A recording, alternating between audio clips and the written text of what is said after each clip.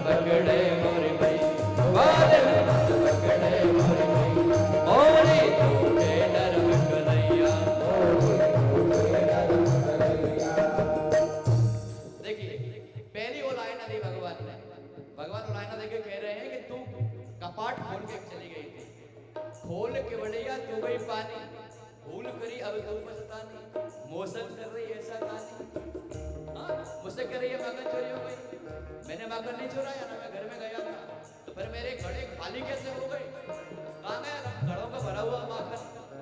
भगवान कह रहे हैं कि बिलैया आई थी बिलैया, भगवान क्या कह रहे हैं, मौसम कर रही ऐसा तानी, झूठो नाम लगाया तो न मेरो घर में घुसी बिलैया। कोई बिल्ली बिल्ली घुस गई होगी, तो बिल्ली माखन को बड़े चाव से खाती है, इसलिए मैंने नहीं खाया, बिलैया घुस गई होगी। क्या कह रहे हैं, ग्वालिन मत पकड़े मेरे भैया, ग्वालिन मत पकड़े मोरी मोरी तूके नरम कन्हैया, ग्वालिन मत पकड़े मोरी भैया। दूसरी वो लाइन दे रहा है, क्या बोल रहे हैं, तेरो में माखन नहीं खायो, अपने घर के धोखे में आयो, मटकी से नहीं हाथ लगायो, मटकी से नहीं हाथ लगायो, हाथ छोड़ दे हाँ खाओ, तेरी ले बधैया, ग्वालिन मत पकड़े मोरी भाई, ग्वालिन मत पकड़े मोरी भैया, मोरी तूके नरम कन्हैया, मोरी तूके नरम कन्हैया, ग्वालिन मत पकड़े मोरी भैया।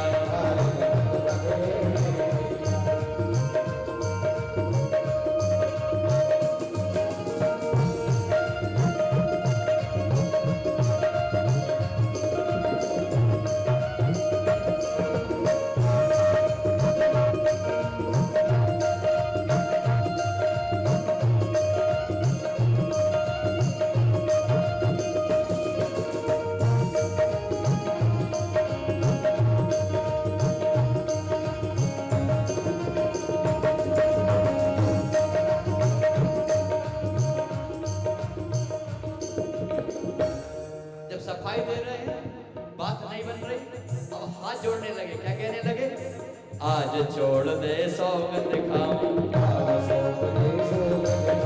आज छोड़ दे सौगंध खाऊं, फिर न कभी तेरे घर में आऊं,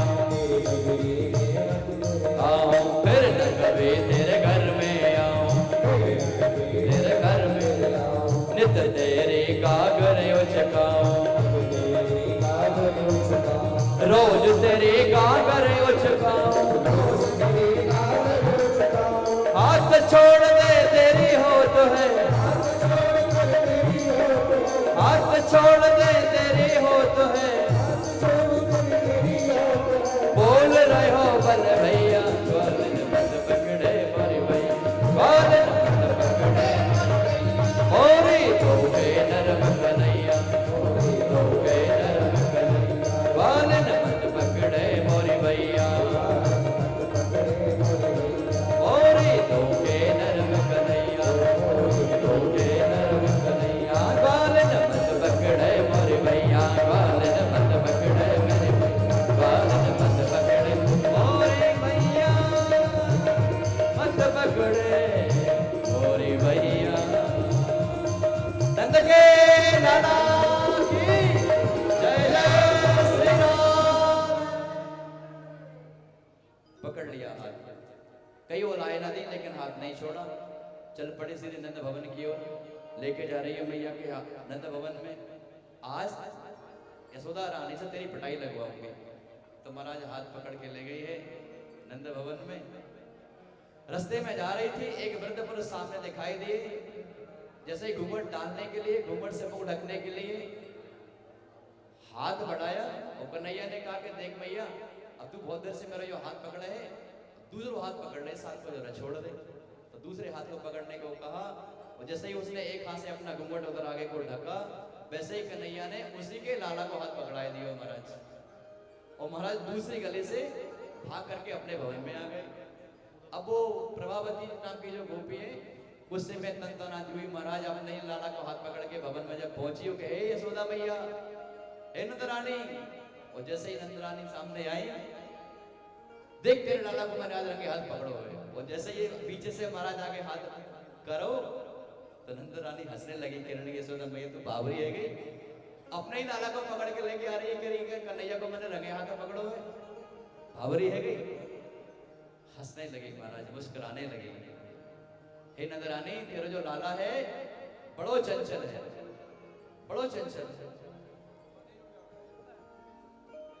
बोले नंद के लाला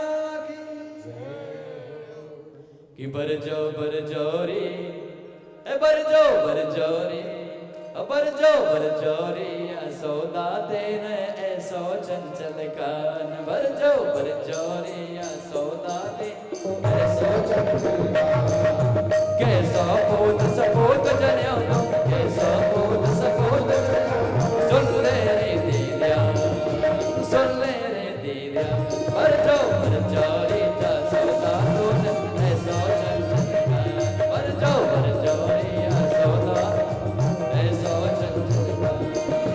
नव लग गैया दूजत मेरे दूध दही की खान, नव लग गैया दूजत मेरे दूध दही की खान। मेरे घर माखन चोरी की पर गैया ने बात, मेरे घर माखन चोरी की पर गैया ने बात।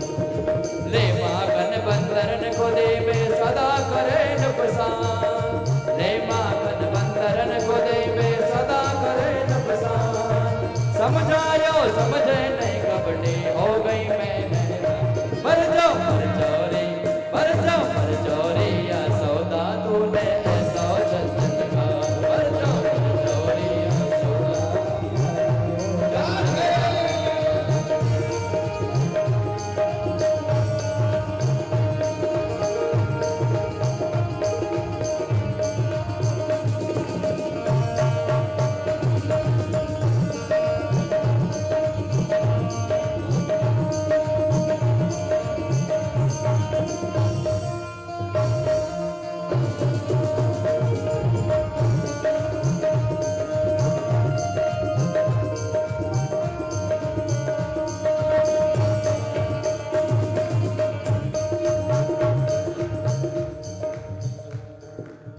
छोटी छोटी गैया छोटे छोटे गाँव, छोटी छोटी गैया छोटे छोटे गाँव, छोटो सो मेरो मदन गोपाल रे, छोटो सो मेरो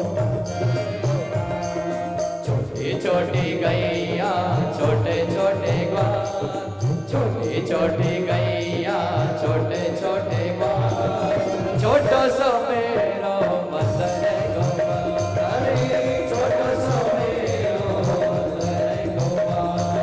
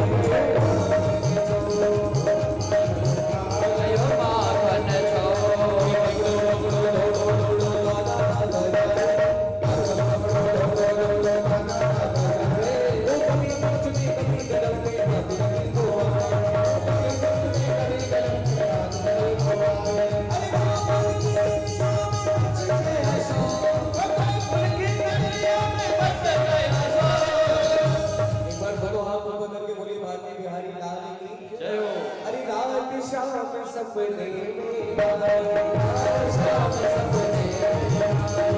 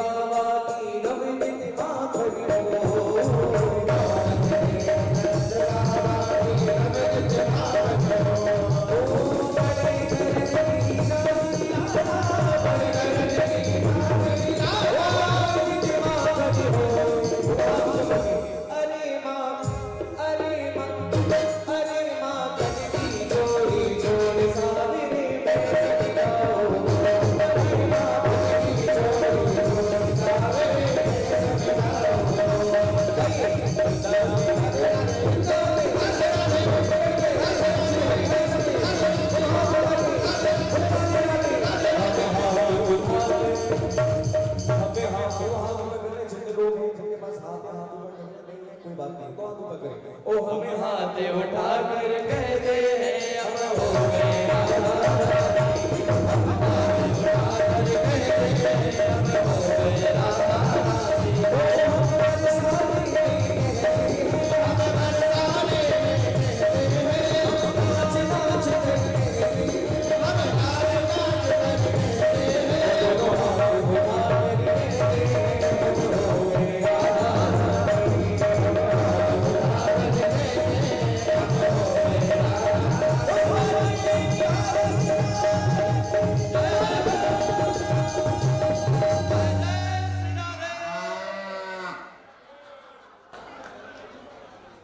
नंद के लाला की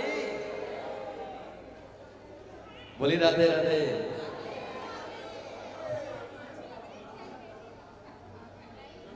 प्रेम से बिराजे।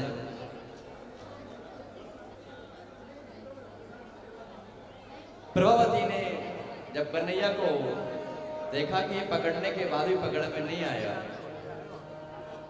कन्हैया तू बड़ा चंचल चल रहा है,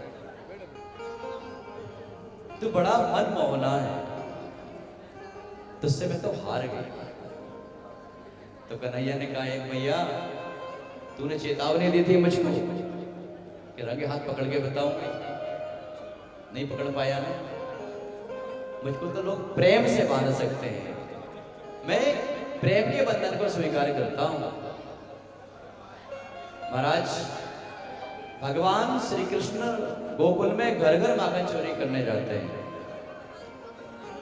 और एक ऐसी गोपी जो गोकुल के सबसे आखिरी में रहती है, यमुना के पुल के पास, बड़ी दीन है। उसके मन में भाव है कि कन्हैया मेरे घर भी माखन चोरी करने आते हैं। कृपया बैठे थे, ध्यान से शांतिपूर्वक श्रवण करें। तो भगवान तो प्रत्येक के हृदय के अंदर की बात जानने वाले हैं। तो उस गोपी ने भगवान को स्मरण किया, हे नंद के लाला, आप सबके घर माखन चुराने जाते हैं, हमारे घर भी क्यों नहीं आते? एक बार मेरे घर भी माखन चुराने आते हैं। तो भगवान ने उस गोपी की बात मन ही मन स्वीकार कर ली महाराज। और भोर की बेला में उठते से ही माता से झगड़ा करने लगे, मैया से झगड़ा कर रहे हैं कन्हैया। ध्यान से श्रवण करेंगे तो समझ में आएगा। बोलिए प्रेम से एक बार राधे राधे। तो भगवान भोर होते ही यशोदा मैया से लड़ने लगे, अकारण ही चिल्लाने लगे। अब स्वाभाविक है, जब माता पिता जब कोई बात रखते हैं बालक अपनी मां के सामने, वो मां अगर स्वीकार नहीं करती तो गुस्सा भी दिखाते हैं मां को। तो आप कल्पना करिए, कोई छोटा सा बालक आपसे घर में है और जब आपकी बात स्वीकार नहीं करता, कोई बात पे वो चिढ़ जाता है, लड़ने को तैयार हो जाता है, तो मैया क्या कहती है? ठीक है, तुझको ऐसा काम नहीं करना, मत कर, चला जा। तो मैया से झूठा झगड़ा करके भगवान कृष्ण एक गोपी के घर में जाकर के पहुंचे। और वो गोपी जो बहुत लंबे समय से चाहते कि कन्हैया मेरे घर में आए, मेरे घर में क्यों नहीं आते, सबके घर क्यों जाते, मेरे घर क्यों नहीं माखन चुराने आते। तो आज भगवान श्री कृष्ण उसी गोपी के घर में पहुंचे और जाकर के द्वार पर मनोहार करते हैं, प्रार्थना कर रहे हैं, दही की याचना कर रहे हैं महाराज। करत हरे ग्वालिन सो मनोहार, मनोहार अर्थात प्रार्थना कर रहे हैं गोपी के घर पे जाके। और गोपी ने पूछा, बोलो कन्हैया कैसे आगमन हुआ तेरा, क्यों आया है, क्या चाहता है?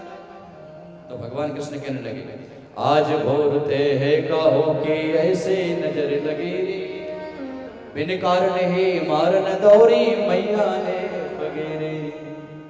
आज भोरते है कहो कि ऐसे नजर लगे रे, बिन कारण ही मारन दौड़ी मैया ने वगैरे। पता नहीं मैया को क्या हो गया आज, मैया बिना कारण ही मुझको मारने के लिए तैयार हो गई। मेरी बात सुनी नहीं रही थी तो मैं भी गुस्सा हूं, घर से भाग गया।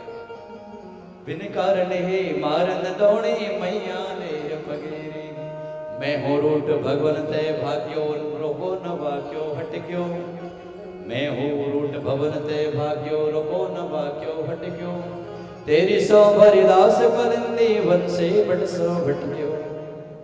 अब लगी अति भूख सूख गयो कंठ प्यास के मारे। कहा करूं तब सोच समझ में आयो तेरे द्वारे।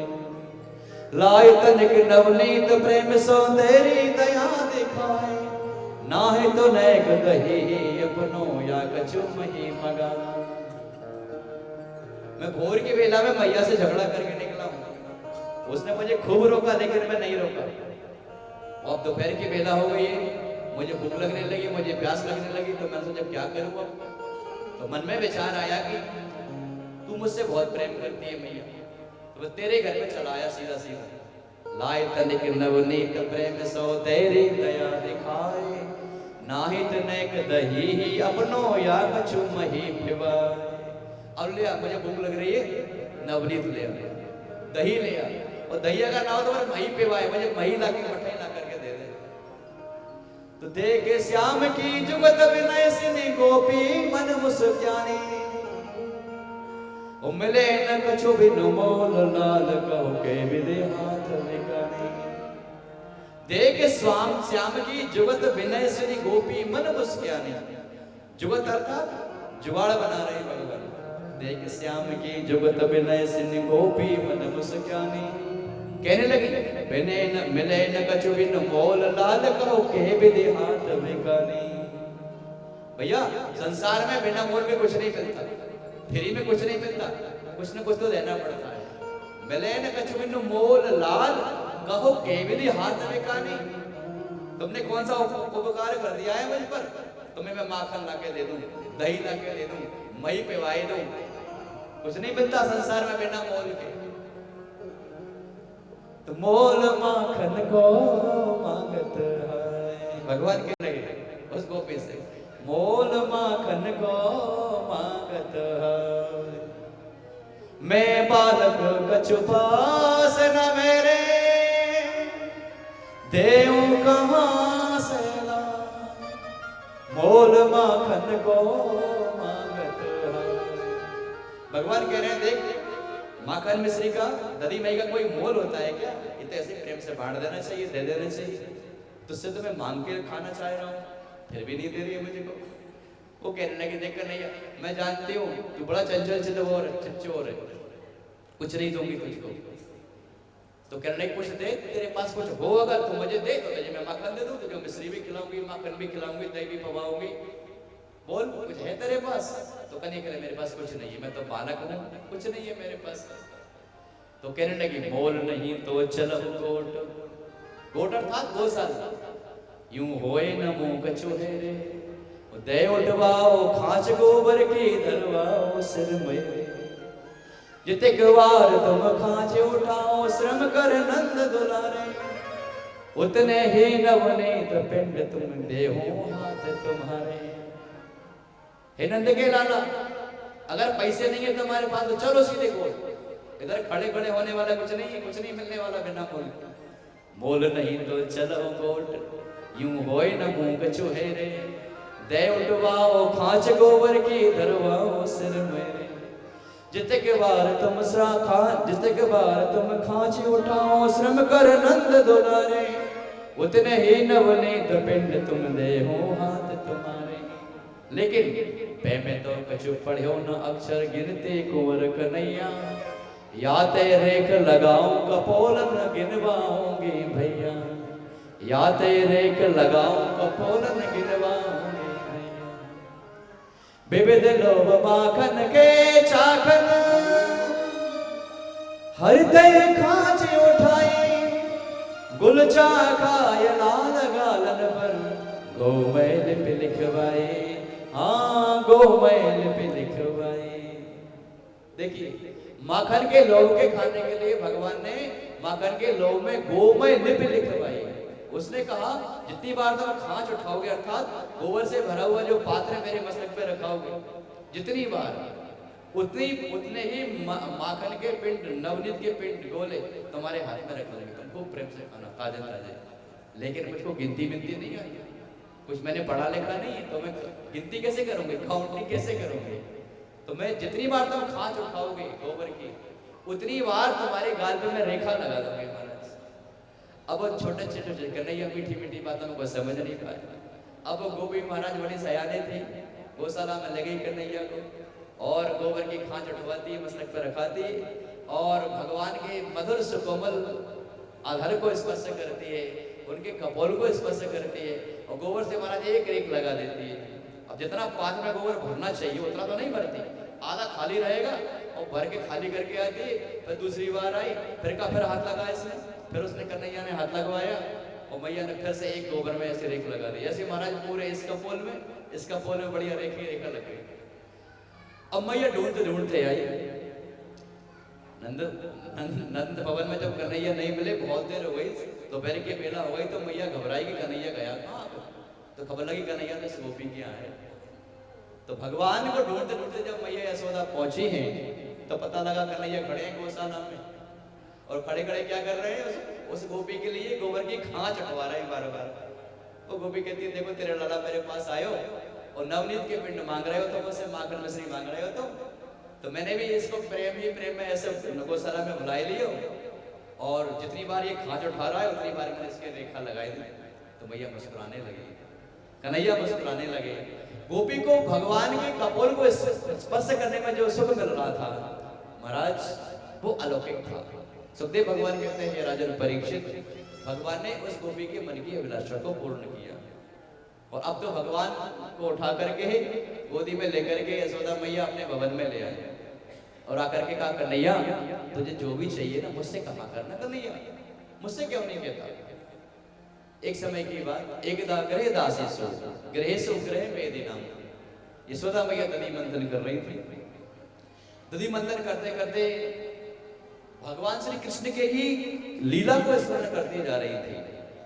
उसी बीच भगवान श्री कृष्ण आए और भगवान ने आंचल को पकड़ा, साड़ी का पल्लो पकड़ा, और जैसे ही साड़ी के पल्लो को पकड़ा तो दधी मंथन छोड़ दिया यशोदा मैया ने और कन्हैया को उठा लिया गोद में और पूछने लगे तो कन्हैया मैया से, मैया एक बात तो बता।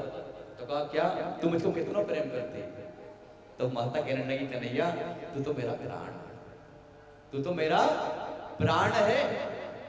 अब क्योंकि पास में चूल्हे पर पद्मगंधा का जो गाय का दूध था भाई उबल रहा था और मैया बार बार चूल्हे पर रखे हुए दूध को देख रही थी कि ऐसा ना हो कि दूध उफन जाए।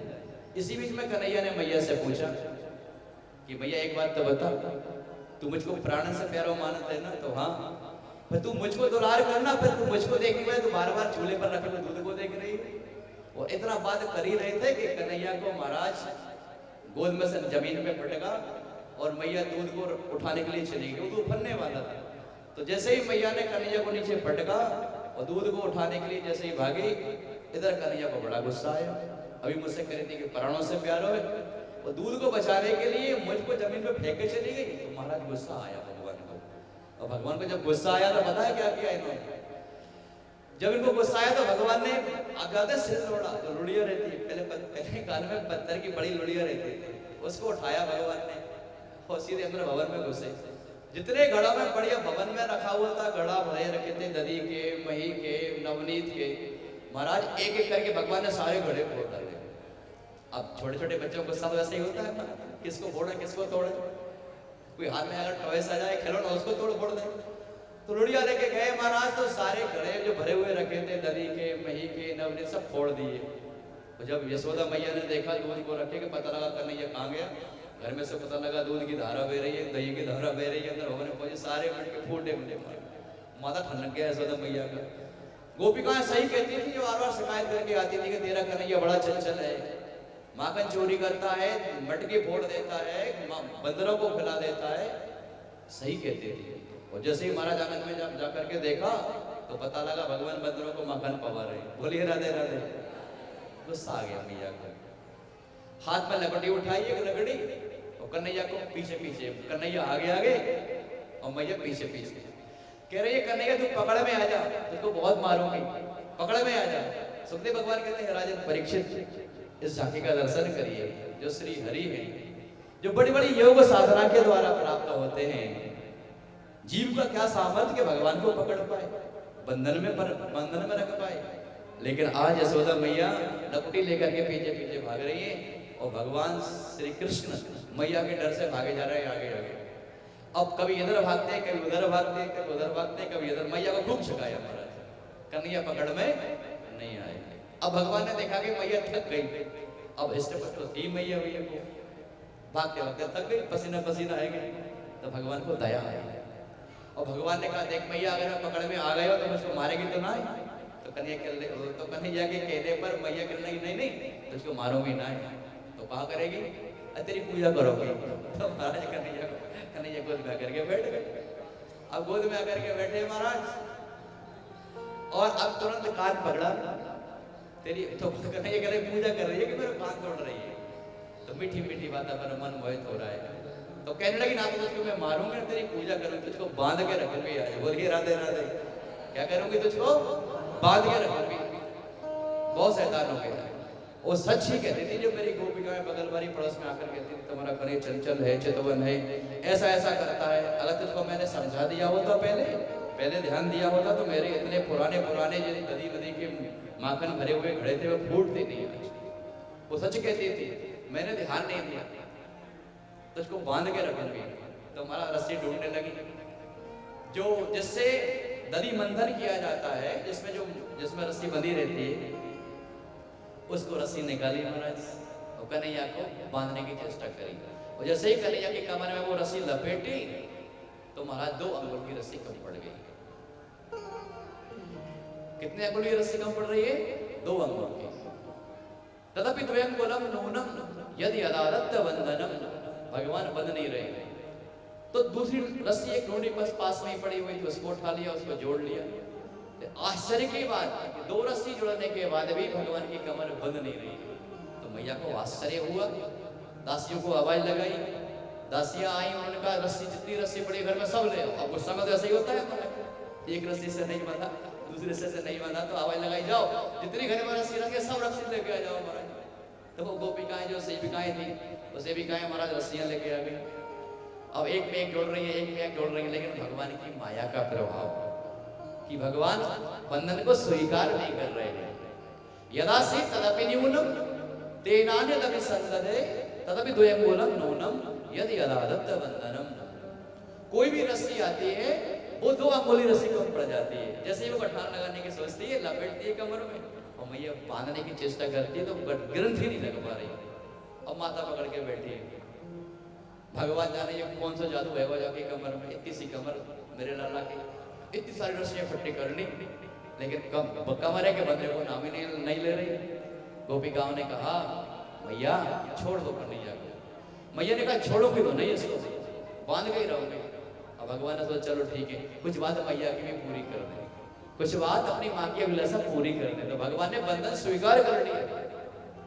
सुखदेव भगवान कहते हैं राजा ने परीक्षित जीव का क्या सामर्थ्य के भगवान को बांध सके, लेकिन भगवान ने प्रेम में बंधन भी स्वीकार कर लिया, भगवान बंध गए। और पता है भगवान क्यों बंधे? तो परीक्षित ने कहा भगवान क्यों बंधे? तो कहा भगवान ने देखा था कि नंद भवन में 2 वृक्ष खड़े हुए हैं यमलार्जुन के, उनकी मुक्ति का साधन, उनकी मुक्ति का साधन मिल गया भगवान को। मान लो भगवान के लिए एक बहाना मिल गया कि अगर मैं बंधन में पड़ जाऊंगा तो मेरे घर में जो बंधन में पड़े हुए हैं 2 वृक्ष, नलकूबर और मणिग्रीव, जो वरुण के पुत्र हैं, जो वृक्ष बनकर के मेरे आंगन में खड़े हुए हैं, क्यों ना इनको बंधन से मुक्त कर दिया जाए। तो हे परीक्षित, भगवान ने स्वयं बंधन स्वीकार करके जो घर के आंगन में बंधन में पड़े हुए थे उनको बंधन से मुक्त करने के लिए एक रास्ता खोज निकाला। भगवान ने बंधन स्वीकार कर लिया। यशोदया गाढ़ मलूफले गोकंठ पासेन निबध्यमाना। और पता है भगवान कब बंधे थे? आखिरी रस्सी कौन सी जोड़ी गई थी? गोकंठ पासेन निबध्यमाना। वो आखिरी रस्सी वो आई थी जिससे गाय को बांधा जाता था, जिससे गाय को रस्सी थी नहीं तो वो गाय जो बांधने की रस्सी वो ही ले आओ। तो महाराज जब गाय की रस्सी बांधने वाली आई, जोड़ी गई, तो भगवान ने बंधन को स्वीकार कर लिया। यशोदया गाढ़ मलूफले, कस के बांध दिया कन्हैया को। गोकंठ पासेन निबध्यमाना, भगवान बंध गए, गाय बांधने वाली रस्सी से भगवान बंध गए, अर्थात भगवान गोपाल है। अब क्या हुआ? मैया का तो गुस्सा शांत हुआ, अंदर काम के लिए चली गई। ऊगल बगल में रखा था, उस रस्सी को ऊगल से जोड़ दिया, ऊगल वजन वाला था, बंधा रहा यहीं पे। यही तेरी सजा है आज की, यही तेरा दंड है। बांध के चले गई अंदर। अब भगवान ने देखा कि मैया तो अंदर भवन में चली गई, तो भगवान ने ऊपर को घसीटना चालू किया। महाराज घसीट से कहां तक ले गए? जहां यमलार्जुन के वृक्ष थे, और दोनों के वृक्ष के बीच में से भगवान पहले निकल गए, ऊखल को उसमें फंसाया, और जैसे ही झटका दिया और दोनों वृक्ष हमारा धड़ाम से गिर पड़े। बोली राधे राधे। उन दोनों वृक्षों में से महाराज 2 पुरुष प्रकट हो गए। सुंदर स्वरूप उनका था। नलकूबर और मणिग्रीव भगवान का स्तवन करने लगे। स्तवन में बताए क्या कह रहे हैं? वाणी गुणानुकथने श्रवणम कथाया।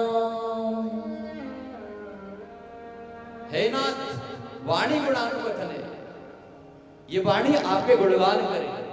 श्रवणम कथाया, ये कान आपकी कथा को श्रवण करे। स्मृत्याम सरस तवनेवास जगत प्रणामे, हे भगवान ये हाथ हमेशा आपके प्रणाम करने के लिए उठे। हे प्रभु ऐसी कृपा करो, हमसे एक बार गलती हो गई थी और ऋषि के श्राप के कारण हमको ये जड़े वाणी को प्राप्त होना पड़ा। हे भगवान अब ऐसा कोई अपराध नहीं करेंगे, हम आपके चरणों की वंदना करते हैं। आज आपने हमको उद्धार कर दिया महाराज, आपने स्वयं बंधन स्वीकार किया और हमको बंधन से मुक्त कर दिया।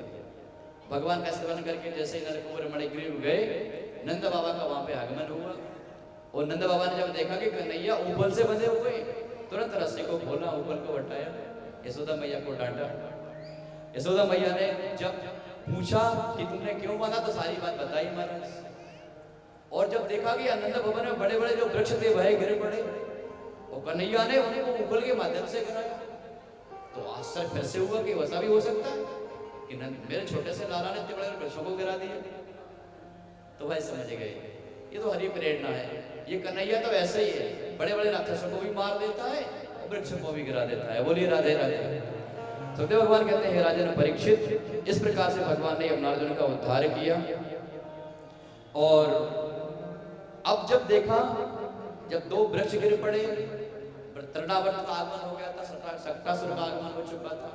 अब उनको भयभीत हो गए कि ऐसा ना हो कोई और भी राक्षस यहाँ पर आए, इसलिए अब हमको यहाँ से छोड़ करके वृंदावन की यात्रा करनी चाहिए।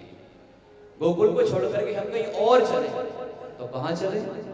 तो गोपों ने कहा वनम वृंदावनम नामो पशव्यम नव काननम। अब हमको यहाँ से वृंदावन चलना चाहिए, हम वहीं रहेंगे और वहां हो सकता है कंस के दैत्य ना पहुंच पाएंगे। तो महाराज गोकुल छोड़ने का सबने संकल्प कर लिया और सब ब्रज गोपाल तैयार हो करके गाड़ियां सजा ली और वृंदावन की यात्रा के लिए चल पड़े। तो आइए उसी यात्रा में हम भी सम्मिलित हो जाइए। प्रेम से बोलिए राधे राधे। अब वृंदावन की यात्रा जब होगी, श्री धाम की तो महिमा ही अलग है महाराज। श्री धाम की वृंदावन की महिमा तो बिलग ही है। तो आइए विपिन भैया के साथ में हम भी वृंदावन की यात्रा कर रहे हैं और फिर आगे कथा में प्रवेश करेंगे। बोलिए भागवत भगवान की। ओ वृंदावन धाम अपार अपार, जपे जा राधे राधे।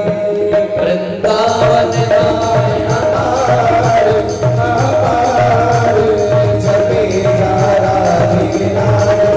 ओ वृंदावन धाम अपार अपार, जपे जा राधे राधे। वृंदावन धाम अपार अपार, जपे जा राधे राधे। जपे जा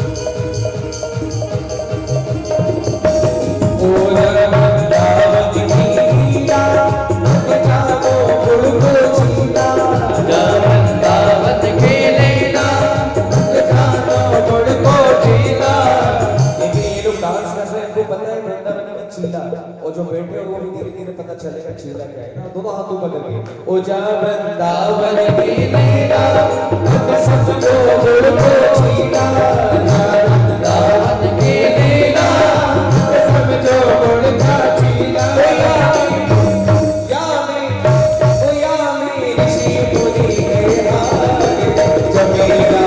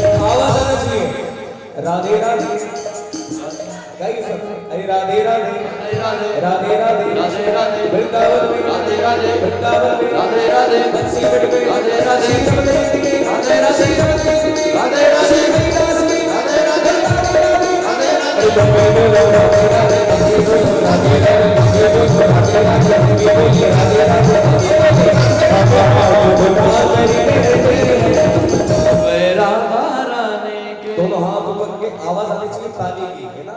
ऐसे करके 1 2 1 2 आप ऐसे नहीं। ओ हमें हाथ उठाकर, हाथ उठाकर देखिए हम बताए कैसे बोल रहे हैं। अब हाथ उठाकर कहते हैं हम हो गए राधा रानी के। अब हाथ उठाकर कहते हैं हम हो गए राधा रानी के। हम हो गए श्यामा प्यारे के। हो गए विषभान दुलारे के। हम हाथ उठाकर कहते हैं अब हो गए राधा रानी के।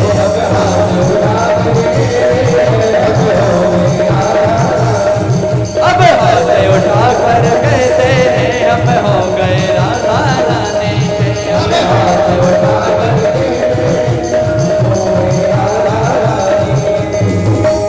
प्रश्न उठता है कब से हो गए, कब थे? हाँ, प्रश्न उठता है आप कब से हो गए राधा रानी? इसलिए अगर कोई पूछे कि कब से हो गए तो उनसे आप उत्तर में क्या कहेंगे? हम आज है राधा रानी के। हम आज है राधा रानी के। आज है राधा रानी के। हम कल थे राधा रानी के। हम आज है राधा रानी के। हम कल थे राधा रानी के। अब हाथ उठाकर कहते हैं हम हो गए राधा रानी के।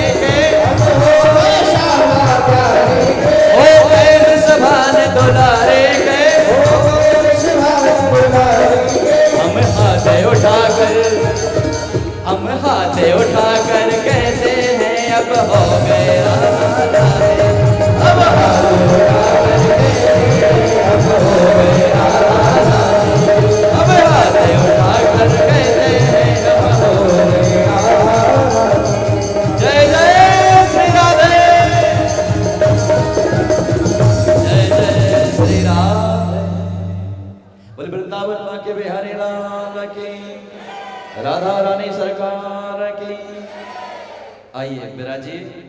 हम श्रीधाम वृंदावन में पहुंच चुके हैं और महाराज वृंदावन की तो बात ही क्या है। वनम वृंदावनम नाम पशव्यम नव काननम, जाकी अलौकिक शोभा है महाराज, जिसकी महिमा त्रिभुवन में गाई जाती है। ऐसा है वृंदावन। दो शब्द है, जरा गौर करें, वृंदा और वन। वृंदा अर्थात तुलसी, वन अर्थात जंगल। ऐसे जंगल में जहां तुलसी तुलसी के वृक्ष हैं अधिकतर, उसका नाम है वृंदावन। और जहां तुलसी का वृक्ष है महाराज, वहां भगवान हरि अवश्य रहते हैं। वृंदावन जहां पर तुलसी का वन है, वहीं तो रहेंगे गोपाल, और कहां रहेंगे? वहीं तो भगवान का स्थान है। तो यमुना का पावन पुलिन है, सुंदर सुंदर कानन है, पशुओं के लिए चरने के लिए सुरक्षित स्थान है। पास में ही नजदीक में गिरिराज महाराज है, जहां पशु चरने को जा सकते हैं, गायों को चरवन है। ऐसे सुंदर वातावरण को महाराज स्वीकार किया और रहने लगे सब। लेकिन कंस को जब खबर लगी कि गोकुलवासी बड़े सयाने निकले, गोकुल छोड़ करके अब कहां पहुंच गए हैं? वृंदावन में।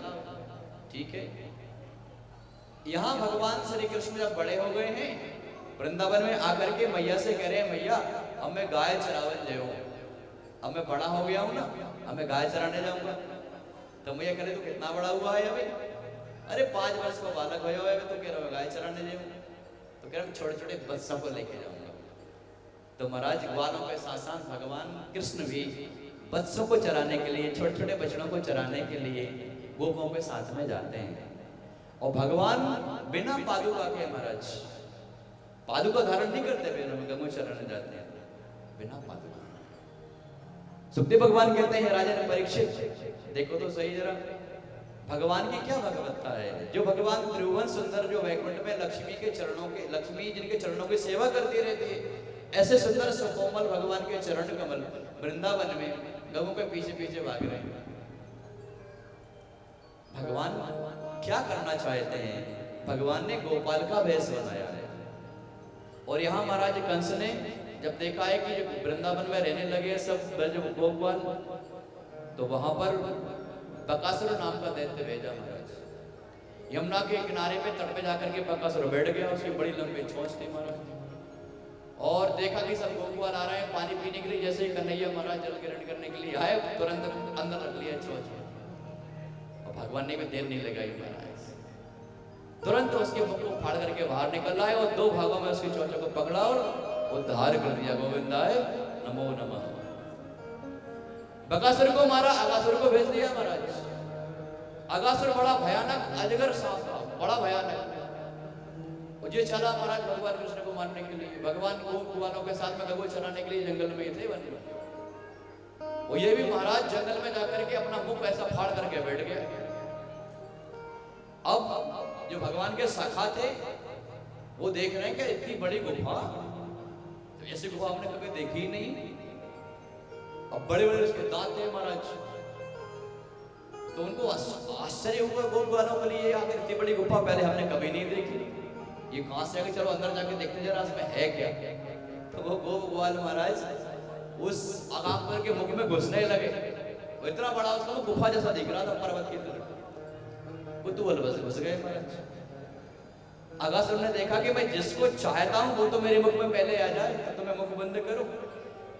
और महाराज जब भगवान कृष्ण ने देखा गौ चराने के बाद कि गोपाल तो है ही नहीं, कहां चले गए, तो देखा कि सामने गुफा जिसमें अगासुर विराजमान है, मुंह फाड़ के बैठा है। भगवान समझ गए कि मेरी प्रतीक्षा कर रहा है। तो भगवान ने देखा कि मेरे सखा पूरे इसके मुख में चले गए, ये मृत्यु को प्राप्त हो जाएंगे, इनकी रक्षा करनी चाहिए। भगवान भागे भागे आए, उसके मुख में घुस गए। और जैसे ही भगवान मुख में आए तो उसने मुख बंद कर लिया महाराज। अब तो सबको भगवान घबराने लगे, उसकी गरम गरम सांसें और विश्व भरी जब श्वास है उसको गिरने की, तो सब अचेतन होने लगे महाराज। वो भगवान ने तुरंत अपना स्वरूप बढ़ाया महाराज। और भगवान ने स्वरूप बढ़ाया, उसके ब्रह्मरंध्र को भगवान तोड़ते हुए मुख से बाहर निकल रहे, सब गोपालों के लिए उसके मुख से बाहर निकल। अगासुर का भगवान ने उद्धार किया। इस प्रकार से जब अगासुर का उद्धार किया, गोपाल बाहर आए, कन्हैया से कहने, कन्हैया तू बड़ा अच्छा आ गया, हम तो सब जीते जी मारे गए थे। हमें लगा ये कोई गुफा है तो बहुत बड़ा एक सांप है, और इतना बड़ा मुंह खोल के बैठा था गुफा की तरह। अब तो सब लोग प्रसन्न हो गए, और जो नाश्ता बना के लेके आए थे घर से महाराज, वो सब एक घेरा बना करके बैठ गए, और वो बाल भोग कर रहे हैं। तो चराने जाते थे वो, उनके माता पिता क्या करते थे, नाश्ता बना दिया करते थे।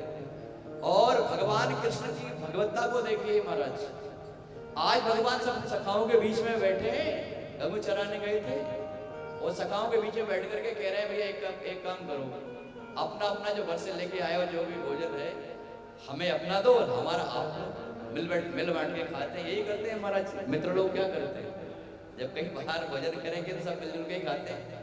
तो भगवान बीच में बैठे हैं और गोपाल अपना अपना भोजन निकाल रहे हैं, कोई चटनी पवा रहा है, कोई कुछ। श्री दामा ने सोचा कि ये तो नंद का लाला है, और इसको तो भैया मेवा मिष्ठान अच्छे लगते हैं, माखन खाने वाला है, और मैं तो दीन घर का हूँ, और आज मेरी मैया ने मुझको कड़ी बना के भेजी, अब इसको कड़ी बड़ी क्या पवाना है इसके लिए। तो वो श्री दामा ने क्या किया महाराज, वो झट से कन्हैया ने कहा कि अपना अपना दो, तो श्री दामा ने पूरी कड़ी महाराज पी ली, इसलिए कि ऐसा ना हो कि इसके लिए कड़ी देने में संकोच होगा। तो कन्हैया ने कहा श्री दामा तू बड़ा चालाक निकला, तूने मुझको देने के पहले ही पूरा भोग लगा लिया, पूरा ही खा लिया। तो महाराज भगवान ने बिना देर किए उसके मुख में जो लगी हुई थी कड़ी, तो उसके मुख से वो कड़ी ऐसे पहुंची और महाराज मान कर गई। अब ऊपर से ब्रह्मलोक से ब्रह्मा जी ने देखा कि देखो तो सही, ये कैसे नारायण है, ये कैसे नारायण एक भोक्ता हो सकता है कि गोप ग्वालों के बीच में बैठा है, उनका जूठन खा रहा है, अपना उनको खिला रहा है, उनको अपना खा रहा है।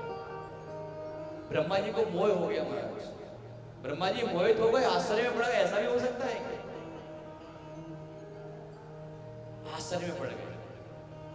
और भागवत जी में लिखा है कि ब्रह्मा जी ने परीक्षा लेने का मन में संकल्प किया, तो ब्रह्मा जी ने देखा यार देखें तो सही इनकी भगवत्ता ये शायद श्री हरि ही है कि कोई और है। जब मन में विस्मय हुआ, इधर भगवान ने लीला रची कि भगवान तो सबका भोग ले ही रहे, स्वीकार ही कर रहे थे। कन्हैया को कहा भोग ने कि भैया देख हमारी गैया बहुत दूर निकल चली जा रही है, ऐसा ना हो कहीं लंबी दूर चले जाए, हमको देखने पर मिले ही ना कहीं हमारी गैया और बछड़े। तो भगवान ने कहा तुम लोग यहीं बैठो, मैं देख के आता हूँ। तो भगवान ने उन गोप ग्वालों को वहीं छोड़ा और गौओं को देखने के लिए स्वयं चले गए। इसी बीच ब्रह्मा जी का आगमन हुआ, और ब्रह्मा जी सब गोपों को महाराज अपने ब्रह्म माया से उठा करके ब्रह्मलोक में ले गए। जब यहाँ पे देखा कि गोप ग्वाल है ही नहीं है, कहाँ चले गए, बड़ा मोह हुआ, समझ गए कुछ माया है। और इधर देखो तो महाराज जब लौट के आए तो जो गोप ग्वालों के बाद में जो वत्स थे, गोवत्स थे, जो गाय थी, वो भी लोप हो गई। अब भगवान समझ गए कि निश्चित ब्रह्मा जी की माया है। अब भगवान ने क्या किया, भगवान ने भी एक माया रची महाराज। जितने गोप ग्वाल थे, जितने वो वत्स थे, जितनी गाय थी, भगवान अपने ही स्वरूप में ही प्रकट हो गए। उतने गोप ग्वाल बन गए, जैसे वस्त्र को वो धारण करते थे वैसे वस्त्र को धारण कर लिया, और वैसे ही गौए बन गए, वत्स बन गए, और अपने लीला पूरी चलती रही वैसे की वैसे। अब ब्रह्मा जी के लिए मन में छो हुआ कि भैया देखो तो सही, गौर करने वाली बात, देवताओं का 6 महीने का दिन होता है, 6 महीने की रात होती है, और हमारा तो भैया 12 घंटे का दिन, 12 घंटे की रात्रि। बोली राधे राधे। ब्रह्मा जी क्षण भर के लिए लेके गए वहां पे। अब ब्रह्मा जी ने देखा, मैं देखो तो सही जरा ब्रज में वो गोप ग्वाल है कि नहीं। ऊपर से झांक के देखा, पता लगा कि गोप ग्वाल अभी बैठे हैं, कन्हैया की लीला वैसे ही वैसे चल रही है, गौए भी हैं, बस भी हैं, ग्वाल भी हैं। तो ब्रह्मा जी जब यहाँ से ब्रह्मलोक में गए तो पता लगा वहां भी वो गोप ग्वाल है, और वहां भी गौए हैं, बस से। बड़ा आश्चर्य, कभी यहाँ जाते, कभी वहां जाते, कभी वहां देखते, कभी यहाँ देखते। समझ गए कि ये तो श्री हरि नारायणी है, श्री हरि की ही माया है। अब क्या करेगा। तो महाराज ब्रह्मा जी भगवान के चरण कमलों में प्रणाम करने के लिए प्रकट हो गए वृंदावन। भगवान कदम के नीचे विराजमान थे। ब्रह्मा जी आकर के प्रकट हुए, भगवान का स्तवन करने लगे। नो मीड्यते बपुरुषे तडिदंबरायो गुंजावतं सपरिपिच्छल सन्मुखायो वन्यस्रजे कवलवेत्र वेसाणवेनु लक्ष्मश्रिये मिलपदे पशुपांग जायो, नौमिड ते बलों से दृढ़ पर आयो। हे भगवान, निश्चित ही है आप आराधना योग्य हैं। हे प्रभु, मुझसे अपराध हुआ है। आपके इस गोपाल वेश को देख करके मेरा मन मोहित हो गया। बप्पू से आपका इस प्रकार का स्वरूप मैंने देखा कि आप गोपाल हैं, गौ चराने वाले बने। मेरे मन में शंका हो गई कि आप ही श्री हरि हैं।